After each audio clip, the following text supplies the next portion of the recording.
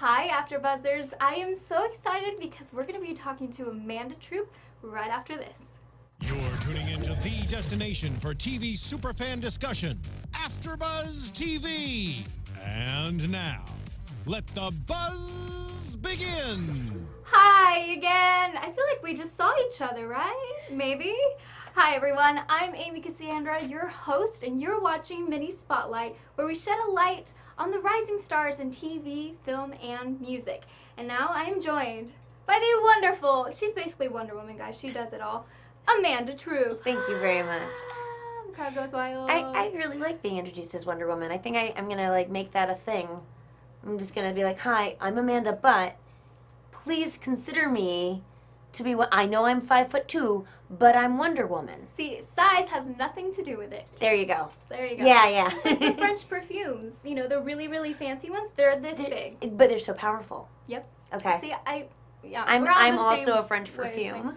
Oh yeah, see, you're everything. Okay, so tell everyone and just what you're doing, because we were talking before we started, and guys, like, you have no idea. She is so busy. Like, I'm just so excited. Okay, so where can people see you? Okay, so I'm an actor, and I do a lot of different things. I do voiceover. I'm on your TVs all the time in commercials, TV, film, and I do a lot of improv as well. So we were just talking about like scouting signals, like, you know, Girl Scouts do this, and then we were like, oh, that's just like in the Hunger Games. And then I said, well, I happen to do a dystopia-based long-form narrative improv show, so we just kind of kept like going down that road. Although the group that we do the dystopia show with, we're actually transitioning into a show that's sort of doing like it's based on Glow, but instead of, yeah, so we're calling it Glam, and we're doing and we just did our photo shoot for this, and it's gonna be, it's pretty spectacular. We're all in like glittery leotards and, you know, crazy tights and things like that. Oh, big 80s hair, but gosh. instead of wrestling, we're doing arm wrestling. So it's the gorgeous ladies of arm matches. That's so funny. Yeah. I love that. Yeah.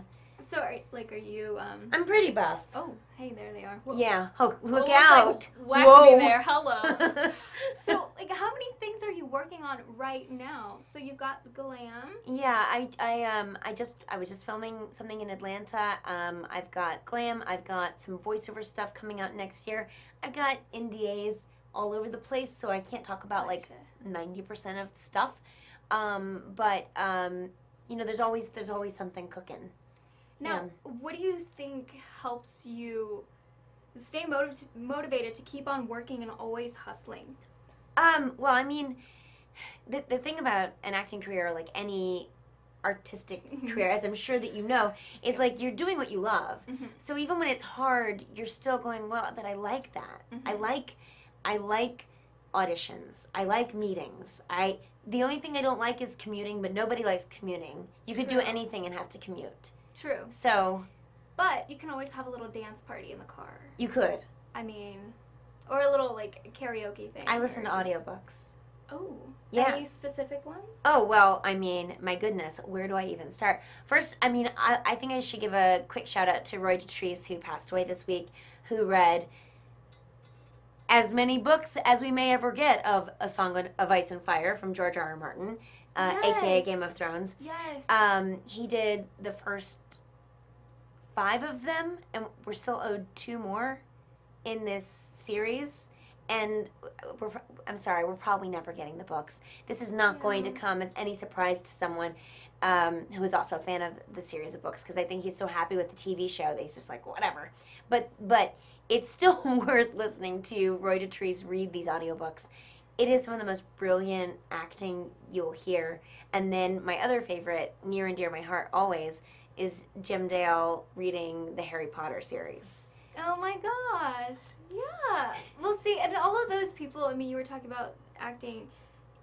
What exactly inspires you? I mean, with improv, with acting, with voiceover acting, with just everything. Who and what inspires you? I think I'm mostly inspired by the way people actually act in real life. And So when I can figure out a way into a different kind of character, or if I see an actor and I'm like, oh, wow, that's real. I've seen, like, my uncle do that. Then I feel so engaged and interested because it's a real portrayal. You feel more empathy, you're more connected with it, and it tells a more interesting story. See, and that brings me to think, so I was a theater minor in school, and my amazing acting coach then, professor, said that acting is living truthfully in imaginary circumstances. Yes. And that just, like, whoosh, just brings it all together. Do you ever find yourself in a role where you've put, like, all of yourself in there, where it takes you a little bit of time to get out of it? Oh, yeah, definitely. Especially because I tend to, not always in my film stuff, but when I do theater, I tend to play characters that don't ever get what they want. And they're, I know, that are just, like, always having to deal with being okay with not getting the love of their life, or not. Oh my gosh. gosh. I know. And so after some shows like that, you might be like, wow, I emoted, I felt really good about it, and then you're like, whew, but I gotta shake that off because I feel kind of sad. And sometimes you don't want to let a character go, you know, because they're just so much fun to play. Like when I got to do Hermione in Banff Girls Club years ago, I was like, well, I never want to stop doing Hermione. Yeah. And I haven't stopped doing Hermione. We're pretty simpatico. I mean, she's really cool. I'm gonna keep it rated G, but she's a total BA. Totally BA. Yes, rock star right there. Now, with improv, what do you do to prepare? Because improv is very improv-y. Yeah, well, you know, the kind of improv that I do, and I've done short form, I've done other kinds of improv, but the kind that I've been doing of late is called long form, genre-based narrative improv. So we'll do full-length plays, either an hour to an hour and a half, in the style of Jane Austen, or Twilight Zone, or Game of Thrones, or The X-Files, which is a show I'm in right now, or like I'm not in this one, but like Stranger Things. Yeah, so there's a Lovecraft show happening. I used to do musicals, but they're all the length of a play. So you're constructing a whole narrative that should hopefully be cohesive, and for each of these genres, you have to dive deeply into the genre. So if you're doing Twilight Zone, you watch a ton of Twilight Zone. And you read about Rod Serling, and you like really dive into that. And if you're doing Nancy Drew, which we did, you read a ton of Nancy Drew. Or if you're doing Jane Austen, you not only read those works of fiction, but then you also study the time period in which Jane lived, so that you know, like, you know, what was society like? Where did people go? What did they do? What was permissible between people that might be falling in love? You know, so you have to learn all of those things, and then you have to kind of go on the hero's journey that's specific to that kind of story. And then ultimately it's improv, so you have to go, okay, let's do this, and just like walk out on stage and go. Gosh, that sounds fun. It's really fun. It's really fun. And we do all this over at Impro Studio and Impro Theatre. Impro Theatre has a run at the Broad. They have a season, or I don't know what you call it. They're at the Broad for the next 9 months. Okay. And every month they're in residency. Every month they're doing a different genre. So this month they're going to be doing Horror Unscripted, which is their horror movie-based improv show, which I've gotten to do with the main company a few times, and it's so much fun. And I know last night they just did the Dickens Unscripted over at A Noise Within. So there's this kind of improv happening all over town, but there's always the home base at Impro Studio, which is on Vermont in Los Feliz. You leave me speechless, because all of that sounds like so much fun to go and watch. But where can people find you on your social media, and then of course like follow you everywhere? Oh yeah, so I'm at Amanda_Troop on Twitter. You can start there. It's a great place to start. I'm also at Amanda_Troop on Instagram.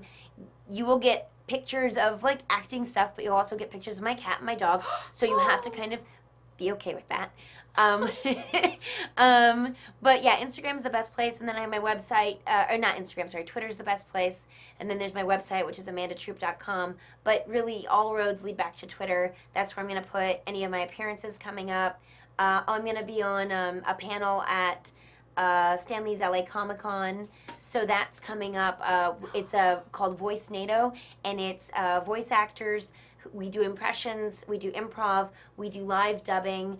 It's a really dynamite panel, and so I'm really excited to be a part of that again. So you can find out more details about that, you know, et cetera, et cetera. Okay, so I pretty much just need to be attached to the hip to you because you have such a cool life. Thank you so much for talking to us. Oh, thank you. I'm so excited to see what you do next and for you to be able to talk about it all. Yeah, thank you. Thank you. I can't wait as well. Yay. Thank you guys for watching. We'll see you next time. From executive producers Maria Menounos, Kevin Undergaro, Phil Svitek, and the entire AfterBuzz TV staff, we would like to thank you for listening to the AfterBuzz TV network. To watch or listen to other after shows and post comments or questions, be sure to visit AfterBuzzTV.com. I'm Sir Richard Wentworth, and this has been a presentation of AfterBuzz TV. Buzz you later.